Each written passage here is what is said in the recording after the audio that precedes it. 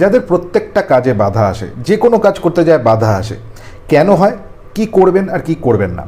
প্রথমত বলি, বাধা আসার মূল কারণ কিন্তু স্যাটার্ন, রাহু, কেতু এই টাইপের প্ল্যানেট। শনি কি করে, শনি ডিলে করায়। রাহু কি করে, রাহু আপনাকে লোভ দেখাবে, করানোর একটা জায়গা দেখাবে, কিন্তু আলটিমেটলি করতে দেবে না।